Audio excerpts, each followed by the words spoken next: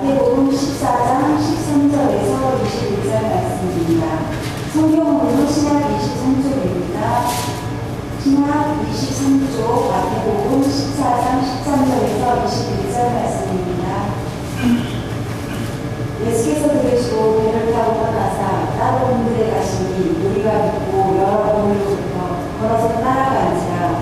예수께서 나오사 큰 무리를 보시고 불쌍히 여기사 그 중에 있는 병자를 고쳐주시니라. 저녁이 되매 제자들이 나와 이르되 이곳은 빈들이요 때로 이미 저물었으니 무리를 보내어 마을에 들어가 먹을 것을 사 먹게 하소서. 예수께서 이르시되 갈 것 없다. 너희가 먹을 것을 주라. 제자들이 이르되 여기 우리에게 있는 것은 떡 5개와 물고기 2마리뿐이니라. 이르시되 그것을 내게 가져오라 하시고 무리를 명하여 잔디 위에 앉으시고 떡 5개와 물고기 2마리를 가지사 하늘을 우러러 축사하시고 떡을 떼어 제자들에게 주시니 제자들이 무리에게 주니 다 배불리 먹고 남은 조각을 10개 바구니에 차게 걸어놓으며 먹은 사람은 여자와 어린이 외에 5,000명이나 되었더라. 사복음서에 모두 기록되어져 있습니다. 마태복음 14장, 마가복음 6장, 누가복음 9장과 요한복음 6장 그 사복음서에 다 기록된 그런 이제 기적이지요. 그만큼 중요한 사건입니다. 그래서 이 기적을 우리가 보다 더 잘 이해하기 위해서는요, 사복음서에 있었던 이 모든 말씀을 우리가 서로 비교하면서 읽으면 굉장히 큰 도움이 됩니다. 1월달 새벽 예배 말씀이 마가복음 말씀을 가지고 새벽 예배 말씀이 전해지고 있습니다. 16일 화요일 새벽에 마가복음 6장에 있는 이 말씀, 이 오병이의 기적을 가지고 은혜를 나누게 되었는데요.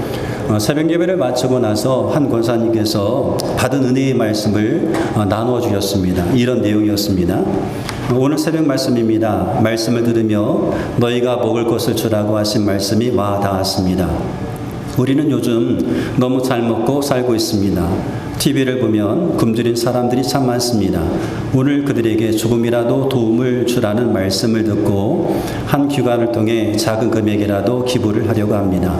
현 시대의 오병이의 기적이 이런 것이 아닐까요? 하나님 감사합니다. 이런 피드백을 이제 주셨습니다. 너희가 먹을 것을 주라, 이 말씀 앞에 순종하려고 했던 그 마음을 하나님께서 보시고 얼마나 기뻐하셨을까를 제가 생각해 보았습니다. 그리고 그렇게 모인 그 마음을 통하여서 하나님께서 이 시대에 오병이어의 기적을 행하시는 거죠.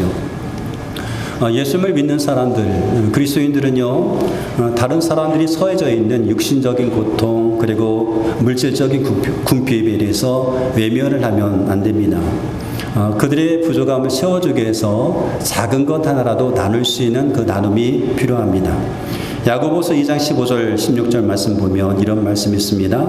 만일 형제나 자매가 헐벗고 일용할 양식이 없는데 너희 중에 누구든지 그에게 이르되 평안히 가라, 덥게 하라, 배부르게 하라 하며 그 몸에 쓸 것을 주지 아니하면 무슨 유익이 있으리요.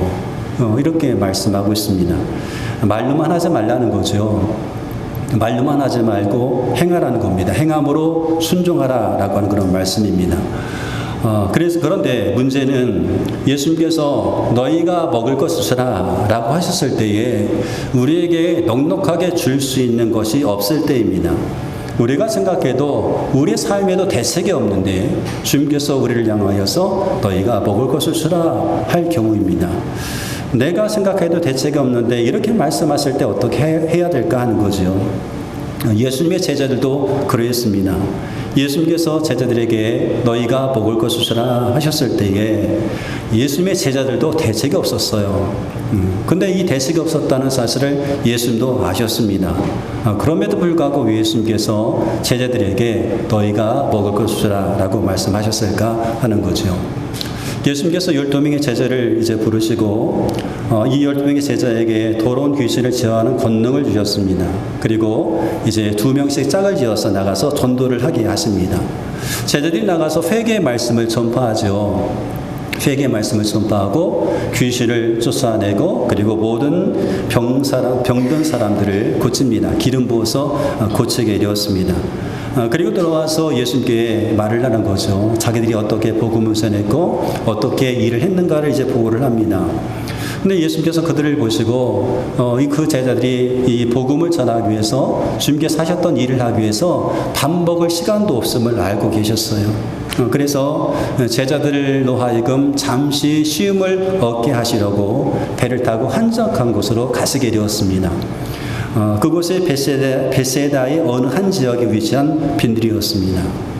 그런데 사람들이 예수님께서 이동하시는 모습을 보고 예수님께서 계신 곳으로 몰려오게 된 겁니다.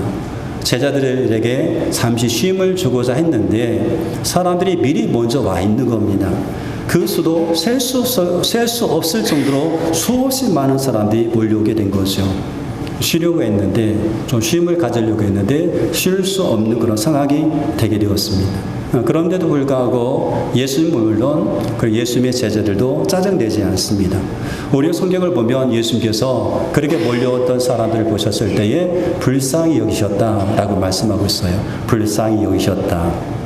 이 불쌍히 여기다 헬라어로 스플랑 크니조마이라고 하는 말인데 창자를 뜻하는 그런 말이라고 합니다. 창자가 끊어지는 것 같은 그런 고통을 느낄 정도로 가엾게 여기고 동정한다는 그런 의미가 불쌍히 여기다 이 의미라는 거죠. 그러니까 단순히 불쌍하다 그 정도가 아니라 정말로 내 창자가 끊어지는 것 같은 그런 고통, 그런 아픔을 갖고 있는 그런 마음이라는 거죠.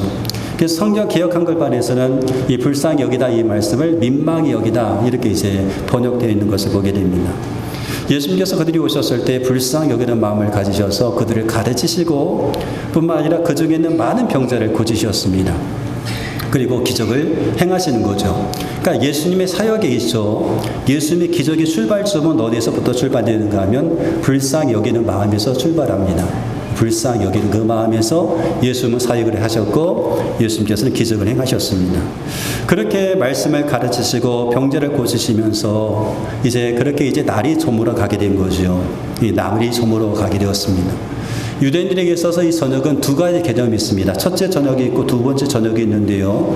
첫째 저녁은 늦은 낮 오후 3시부터 첫째 저녁이 시작됩니다.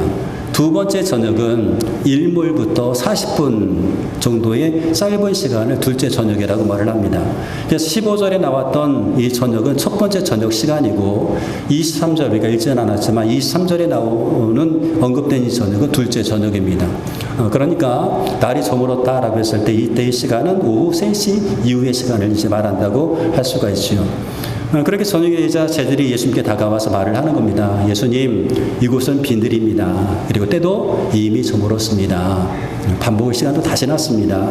그런 이제 사람들을 보내어서 마을에 들어가서 무엇을 사 먹게 하시는 것이 좋을 것 같습니다. 이렇게 예수님께 이제 말씀을 드리는 거예요. 제자들의 생각은 굉장히 합리적이었습니다. 다른 방법, 그 방법 외에는 다른 방법이 없었던 거예요. 그러니까 제자들이 지금 예수님께 와서 요청했던 것은 굉장히 합리적이고 지극히 정상적인 그런 이제 생각이었습니다. 그런데 예수님께서 뭐라고 말씀하시는가 하면 제자들에게 갈 곳 없다. 너희가 먹을 것을 주라라고 말씀하시는 거예요. 제자들은 말을 합니다. 예수님, 저들을 보내셔야 됩니다. 무엇인가 사먹게 해야 됩니다.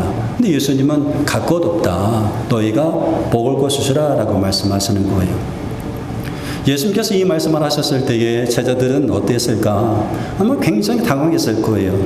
왜냐하면 거기 보이는 사람들은 남자 장정만 5,000명이었고 여자와 어린이까지 합하면 적어도 15,000에서 2만 명 정도의 사람입니다.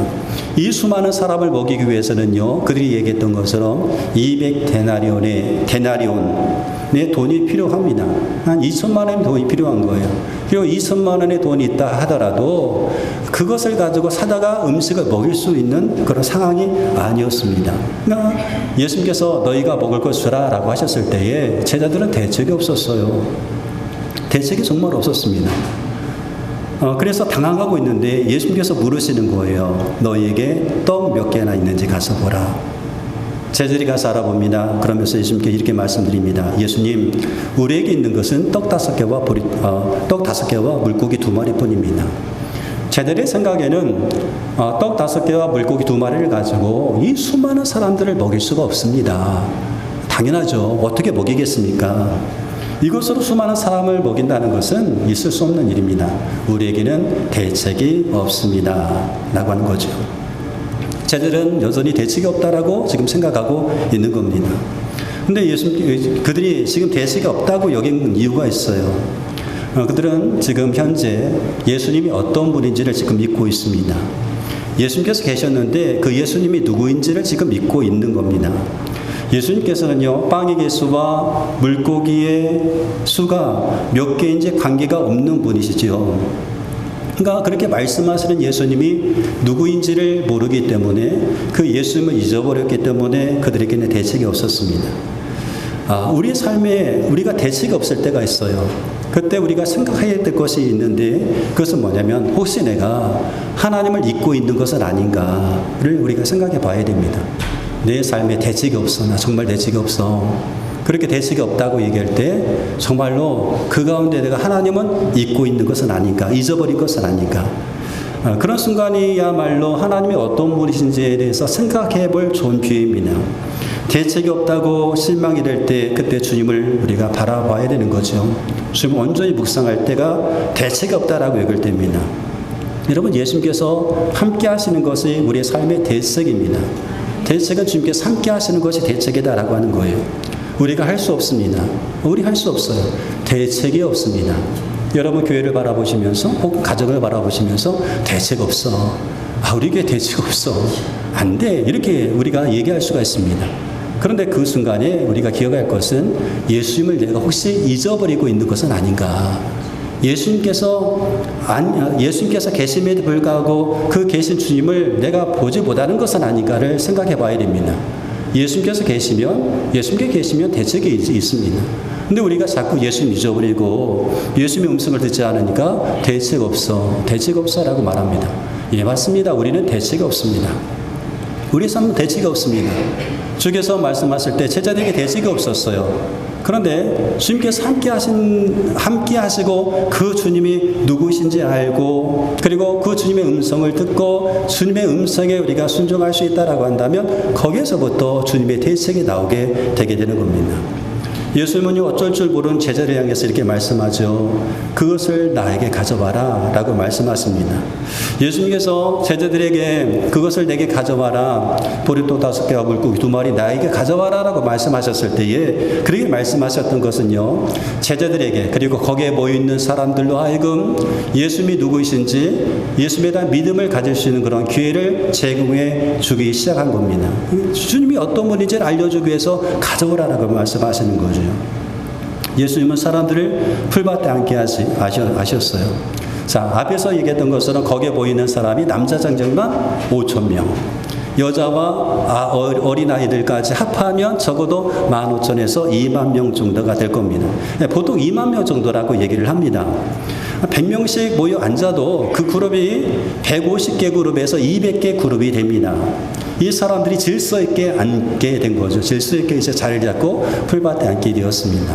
예수님께서 사람들로 하여금 예수님에 대한 믿음이 자랄 수 있는 그런 기회를 제공해 주고 계신 겁니다. 그런데 여러분, 예수님께서 그 떡을 가지고 그리고 그 물고기를 손에 들고 하늘 우러러 보시고 기도하시고 축복하신 다음에 그 떡을 떼어서 누구에게 주기 시작하시는가 하면 제자들에게 나눠주기 시작합니다. 물고기도 제자들에게 나눠주기 시작하죠. 제가 이 장면을 생각하면서 엉뚱한 생각을 한번 해봤어요. 이전에는 전혀 생각해보지 않았던 생각을 해봤습니다. 어떤 생각인가 하면 예수님께서 제자들에게 떡을 떼어서 주고 제자들이 그 떡을 또 갖다가 무리에게 나누어 주었을 때에 도대체 시간이 얼마큼 걸렸을까? 도대체 시간이 얼마큼 걸렸을까? 제가 한번 이렇게 계산을 해봤어요. 100명에게 떡을 떼어주는 것, 100인분의 떡을 떼어주는 것을 그냥 최소 1분으로 잡아도 적어도 몇 분이 걸리는가 하면 150에서 200분이 걸립니다. 평균 한 3시간 정도 걸린다는 거죠. 여러분 그런 생각 안 해보셨죠? 제가 지금 엉뚱한 생각을 해본 거예요. 3시간 정도, 오후 3시부터 3시간 동안 지금 하나님의 기적이 그 가운데서 이루어지는 거예요. 예수님께서 제자들에게 떡을 떼어주십니다. 뭐 1인분씩 떼어주셨던지 한 번 뗄 때 엄청나게 생겼는지 모르겠어요. 그렇게 떼어주십니다. 제자들이 그것을 가지고 갖다 나눠주기 시작하는 거죠. 근데 이렇게 나눠주고 떼어주고 나눠주는 그런 시간이 적어도 뭐 한 3시간 걸리지 않았을까? 아니면 아니면 하나님께서 어떤 예수님께 특별한 방법을 취하셨다라고 한다면 뭐 1시간 이상은 걸리지 않았을까? 그렇게 생각할 것 같은 거예요. 그러니까 적어도 거기에 모였던 사람들은요, 하나님께서 행하신 그 기적, 예수님께서 행하시는 그 기적을 본 겁니다. 3시간 동안 무려 보게 된 거죠. 그런 과정을 통해서 예수님이 누구신지 알아가고 있는 겁니다. 그런 기회를 주님께서 허락하신 거죠. 제자들에게 믿음을 가질 수 있는 그런 기회를 지금 제공해 주시는 겁니다. 계속해서 제공해 주셔요. 그럼에도 불구하고 나중에 보면 제자들의 마음이 둔하여져 가지고 깨닫지 못한다는 말씀도 있어요. 그럼에도 불구하고 예수님은요, 계속해서 그들에게 믿음을 가지시는 그런 기회를 제공해 주시는 것을 보게 됩니다. 이스라엘 백성이 40년 광야 생활할 때에 하나님께서 이스라엘 백성들에게 만나를 이제 허락해 주십니다. 무언가 부족했을 때 만나를 주시는 거예요. 그들이 먹을 것이 없어서 대책이 없다라고 얘기했을 때 하나님께서 그들에게 만나를 주시는데요. 이 만나 사건을 경험했던 이스라엘 백성들을 향하여서 모세가 이제 나중에 이런 설교를 합니다. 40년이 지난 다음에 모압 평지에 모여놓고 거기에 모여있는 사람들 대부분 이제 출애굽 2세들이겠죠. 2세들을 향하여서 이렇게 말을 하는 것을 보게 됩니다. 신명기 8장 2절로 3절 말씀인데요. 네 하나님 여호와께서 이 40년 동안에 내게 광야길을 걷게 하신 것을 기억하라. 이는 너를 낮추시며 너를 시험하사 네 마음이 어떠한지 그 명령을 지키는지 지키지 않는지 알려 하심이라. 너를 낮추시며 너를 줄이게 하시며 너를 낮추시며 너를 줄이게 하시며 또 너도 알지 못하며 네 수상들도 알지 못하는 만나를 내게 먹이신 것은 사람이 떡으로만 사는 것이 아니요 여호와 입에서 나오는 모든 말씀으로 사는 줄을 내가 알게 하려 하심이니라. 사람이 떡으로만 사는 것이 아니라 하나님의 말씀으로 사는 것을 알게끔 하시기 위해서 이와 같은 일을 행하셨다라고 말씀하고 있는 겁니다. 예수님께서 보여주고 싶은 것도 바로 이것이죠. 하나님께서 예수님께서 하셨던 그 말씀이 어떻게 이루어지는가를 보여주심을 통하여서 제자들의 믿음이 자라기를 원하셨던 거예요. 거기에 모여있는 사람들이 예수님에 대한 믿음이 자라는 것을 원하셨던 거죠. 여러분, 하나님은 우리를 채워주시는 분으로 우리가 알고 있잖아요. 우리를 채우시는데 우리를 풍성하게 채워주시는 하나님이십니다. 전능하신 하나님이십니다. 이스라엘 백성이 광야 생활할 때에 하나님께서 만나를 주셨잖아요. 그러니까 만나를 주셨을 때에 하나님께서 조금 주신 것이 아니에요. 넉넉하게 주셨습니다. 풍성하게 주셨습니다. 배부르게 주셨습니다. 배고플 정도로 주신 것이 아니라 배부르게 주셨다라고 하는 거예요. 하나님 안에 모자람이 없었습니다. 고기를 주어서 먹게 하셨을 때에도요, 그들에게 배부르게 먹게 하셨습니다. 출애굽기 16장 12절에 보니까 그들에게 호하여 이르기를 너희가 해질 때에는 고기를 먹고 아침에는 떡으로 배부르리니. 하나님은 우리에게 풍성히 허락하시는 분입니다. 마음껏 먹을 수 있도록 허락하시는 분이죠. 하나님의 은혜는 풍성합니다. 하나님의 은혜는 항상 우리 삶 가운데 넘쳐납니다. 그렇게 하나님 우리를 채워주시는 거죠. 그런데 하나님께서 우리 야망을 채워주시고 우리 욕심을 채워주시는 분은 아니에요. 근데 욕심을 채워주시는 분이 아니라 우리의 필요를 채워주시는 하나님이다. 그래서 매일매일 만나를 거두게 하시는 거예요. 우리의 필요를 채워주시기 때문에 매일매일 만나를 거두게 하심을 통하여서 하나님께서 원하셨던 건 뭐예요? 매일매일 씌우시는 하나님을 바라보게끔 하시는 거예요. 우리 삶의 하나님 그냥 한꺼번에 왕창 주제에 찔끔찔끔 그때그때 날마다 필요한 만큼만 주십니까? 매일매일 하나님 바라보는 거예요. 만나를 쌓아둘 수 없었던 것처럼 쌓아둘 수 없었잖아. 다 수가 없었으니까 매일매일 거두어야 됐던 것처럼 거두면서 하나님을 바라보게끔 하시는 거죠. 매일매일 그 필요를 채워주심을 통해서 하나님을 바라보게 하셨습니다. 하나님께서 우리 가운데 은혜를 베풀어 주셨을 때 인색하게 우리 가운데 은혜를 베풀어 주시는 분이 아니다라고 하는 거예요. 공급해 주시고 채워주시는 하나님입니다. 예수님께서 우리를 불쌍히 여기셨어요. 그래서 제자들에게 가서 너에게 먹을 것 주라라고 말씀합니다. 그런데 제자들은 대책이 없었습니다. 제자들은 대책이 없었지만 예수님은 그 무리를 대책 없이 그냥 돌려보내지 아니하셨어요. 20절 말씀 가다 보니까 다 배불리 먹고 남은 조각이 12바구니에 차게 거두었다. 대책 없던 제자들이 예수님께서 대책임을 알게 된 사건입니다. 대책 없습니다. 정말 대책 없죠. 그런데 예수님께서 계시면 대책이 생기게 되는 거죠. 우리의 삶 가운데 우리가 항상 그런 말을 하죠. 대책 없습니다. 안 됩니다. 근데 그런 순간에 우리가 기억해야 될 것은 정말 우리가 대책 없습니다 라고 말한 그 순간에 내가 예수님은 잊어버린 것은 아닌가. 예수님의 말씀을 내가 듣고 순종해야 되는데 순종하지 않는 것은 아닌가를 우리가 한번 생각해 볼 필요가 있습니다. 자, 이런 기적의 과정이 일어나는 동안 그렇다면 제자들이 무엇을 했습니까? 사람들은 무엇을 했습니까?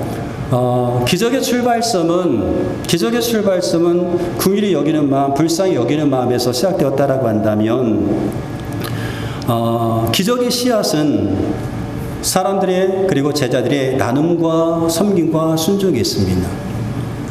기적의 출발점은 예수님이 우리를 향해서 가졌던 그 불쌍히 여기는 마음. 근데 그 기적의 씨앗은요, 나눔과 섬김과 그리고 순종이었습니다. 제자들이 그것을 했다는 거죠. 보리떡 5개와 물고기 2마리 누군가 가지고 온 것입니다. 예수님께 가지고 온 것이요. 누군가 나눈 것입니다. 작은 것을 나눌 수 있었던 한 아이가 있었습니다. 그것을 주님께 가지고 왔던 순종이 그 가운데 있었습니다. 그리고 떡을 떼어서 제자들에게 주었을 때 저는 생각해 봤어요. 예수님께서 떡을 떼어서 제자들에게 주셨어요. 그리고 제자들이 그 떡을 가지고 물에게 나눠줍니다. 제자들이 떡을 보고 먼저 먹었을까? 예수님 나 배고파요. 내가 먼저 먹을게요 했을까? 근데 내용이 나오지 않지만 좀 그러지 않았을 것 같아요. 예수님께서 떡을 떼어 제자들에게 주시고 제자들은 떡을 떼어서 무리에게 나눠줍니다. 그 과정 가운데 제자들이 먼저 먹었다는 말이 없어요. 무리에게 먼저 나눠주는 그런 섬김이 있었습니다. 제자들도 배 안 고팠을까요? 때가 지났는데 배고팠을 거예요. 그래서 아마 그럼에도 불구하고 무리를 향해서 나누는 그런 섬김을 그들에게 있었던 겁니다. 그런 나눔과 섬김과 순종이 바로 기적의 씨앗이 되게 된 거죠. 이것이 바로 오늘 우리가 해야 될 일입니다. 나눔과 섬김과 순종입니다. 예수님께서 우리를 부르실 때에 우리가 기꺼이 순종할 수 있는가? 하나님 나 대책 없어요. 우리 대책 없어요. 우리 가정 대책도 없고 우리 시장도 대책도 없고 교회도 대책도 없어요. 라고 했을 때에 그 순간에 주님께서 우리를 부르시는 거예요. 부르실 때에 그 부르심에 우리가 기꺼이 순종할 수 있는가? 주님 제가 여기 있습니다. 저를 사용해 주세요. 제가 섬기겠습니다. 제가 순종하겠습니다. 우리에게 있는 크고 작은 것들은 문제가 되지 않습니다. 많고 적음도 문제가 되지 않습니다. 문제가 되는 것은 내가 주님께서 원하실 때 기꺼이 순종할 수 있는가, 기꺼이 내 것을 드릴 수 있는가, 그것이 문제가 되는 거죠. 그것이 중요한 거죠. 하나님께서 원하실 때에 바로 내가 드릴 수 있는가, 바로 순종할 수 있는가, 그것이 중요한 겁니다. 만약에 우리가 이 순종, 이 나눔과 이 섬김이 있다라고 한다면 하나님께서 행하시는 일들을 우리도 경험할 수 있지요. 오병의 기적을 우리가 시험할 수도 있습니다. 그리고 하나님께서 그와 같은 사람들에게 그냥 내버려 두시는 것이 아니라 성경 말씀 가운데 보니까 치우시고 또 치우시는 것을 보게 돼요. 누가복음 6장 38절 주님께서 하셨던 말씀입니다. 예수님께서 이렇게 말씀하셔요. 주라 그리하면 너에게 줄 것이니 곧 후일되어 누르고 흔들어 너에게 넘치도록 안겨주겠다 라고 말씀하셔요. 주라 순종하라 그럼 내가 너한테 줄게 라고 하시는 거예요. 제자들이 예수님께서 너희가 가서 먹을 것이라 라고 했을 때 대책이 없었잖아요. 근데 그 다음부터 순종하잖아요. 가지고 와라. 가지고 왔습니다. 떡을 떼어서 주면서 나눠주라고 합니다. 순종합니다. 그런 과정을 통해서 제자들이 풍성함을 경험했던 겁니다. 그러므로 여러분 너희가 가서 먹을 것이라 너희가 먹을 수라 이 말씀에 먼저 순종해야 되는 거예요. 주께서 말씀하셨을 때에 내가 있는 나에게 있는 작은 것이라도 드리려고 하는 그 순종의 마음이 그것이 바로 기적을 만드는 것 아니겠어요? 순종이 기적을 만드는 겁니다. 나눔이 기적을 만드는 겁니다. 가끔 우리는 경제적으로 어려운 상황에 처해진 사람들을 만나게 되고 또 저 물질 때문에 어려움 당하고 있는 사람들에 대한 이야기를 듣습니다. 근데 우리는 이렇게 말을 할 경우가 있어요. 하나님이 책임져 주시겠지. 그냥 내버려 두시겠어? 하나님 책임져 주시겠지. 뭐 하나님이 주시면 살겠지. 라고 그렇게 이야기할 경우가 있습니다. 근데 여러분, 이 말은요, 누가 해야 되는가 하면 어려운 상황 가운데 처해진 사람이 해야 될 말이에요. 여러분들이 지금 경제적인 어려움이 있고 어떤 육체적인 어떤 어려움이 있다라고 한다면 이 고백을 해야 됩니다. 그래, 하나님, 내가 하나님의 자녀인데 하나님께서 나를 책임져 주시겠지. 하나님이 주시면 내가 살겠지. 그런 이 고백은 누가 해야 되냐면 어려운 상황에 처해진 사람이 해야 되는 거예요. 그 고백은. 여러분이 주변에 있는 어려운 사람을 만났을 때 그 어려운 사람을 향해서 하나님 책임져 주실 거예요. 걱정하지 마세요. 이 말만 하면 안 된다는 거예요.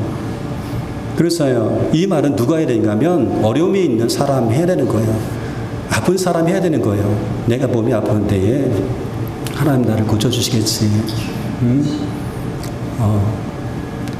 나를 책임져 주시겠지. 이 고백은 내야 되는 거고. 근데 우리가 그런 말을 할 수는 있지만 그렇게 말만 하면 안 된다는 겁니다. 우리가 앞에서 야고보서에 있는 이 말씀을 읽었잖아요. 야고보서 말씀, 만일 형제나 자매 걸벗고 일용할 양식이 없는데 너희 중에 누구든지 그에게 평안히 가라, 덥게 하라, 배부르게 하며 그 몸에 쓸 것을 주지 아니하면 무슨 유익이 있겠느냐. 뭐 쌀 없으면 라면이라도 삶아 드세요. 고기 뭐 사서 드세요. 고기라도 뭐 이렇게 구워 먹으세요. 그래, 말만 하면 어떻게 하는가 하는 거예요. 유익이 없다는 거죠. 말만 하는 것으로 어려운 사람의 유익이 되지 못합니다. 무엇인가 작은 것이라도 줄 수 있어야 되고 나눌 수 있어야 되는 겁니다.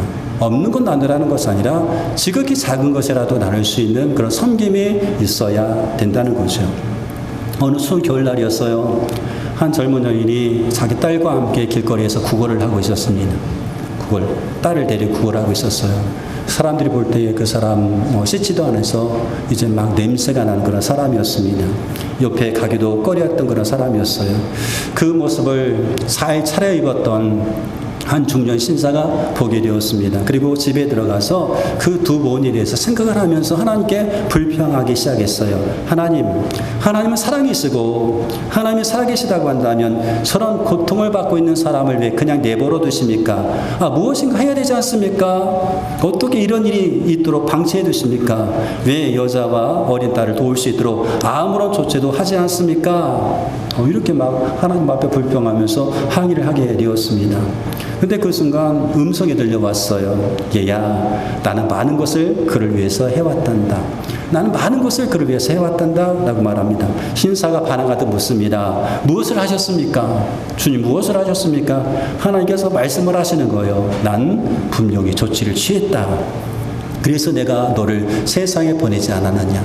난 분명히 조치를 취했다. 그래서 내가 너를 세상에 보내지 않았느냐. 그 여인을 위하여 나는 너를 그 여인 앞으로 보내지 않았느냐. 나는 어제도 오늘도 많은 사람들을 그 여인 앞으로 보냈단다. 내가 내게 화를 내듯이 나도 그 여인을 보면 마음이 아프다. 그래서 많은 사람을 보내어 그 여인을 구제코자 했는데 너는 그 여인을 위해서 무엇을 했느냐. 이 음성이 들렸다는 겁니다. 그 사람이 할 말이 없었어요. 사랑이라는 그 명사는 있는데 사랑이라는 동사가 없었다는 거죠. 행함이 없었다는 거죠. 그런 삶을 살았다는 것에 대해서 회개의 눈물을 흘렸다고 합니다. 그리고 얼른 가서 그 딸에게, 그 모누의 딸에게 이제 작은 것을 쥐어주고 왔다고 합니다. 우리는 우리의 가정에 사랑이 부족합니다라고 우리가 불평합니다. 그런데 하나님은 우리에게 가정에서 사랑을 실천하라라고 말씀을 하십니다. 우리는 우리 교회에 사랑이 없다라고 불평합니다. 그런데 하나님께서는 우리에게 내가 네 교회에 가서 사랑을 실천하라라고 말씀을 합니다. 우리는 교회 부족함에 대해서 불평합니다. 그런데 하나님은 불평하고 있는 우리를 향해서 그 부족함을 내가 채워라라고 말씀하십니다. 만약에 그 주님의 말씀에 우리가 순종한다라고 한다면 나는 대책이 없어도 순종하는 나를 통해서 하나님은 대책을 만들어 가시는 거죠. 하나님, 나 대책 없어요. 맞습니다. 우리 대책 없습니다. 할 수 없습니다. 그런데 만약에 주님의 말씀에 우리가 순종하고 주의 말씀을 듣고 순종한다라고 한다면 주님께서 그 말씀에 순종하는 우리를 통해서 대책을 만들어 가시는 거죠. 그런 은혜가 저와 여러분 가운데 있기를 주의 이름으로 축원드리겠습니다.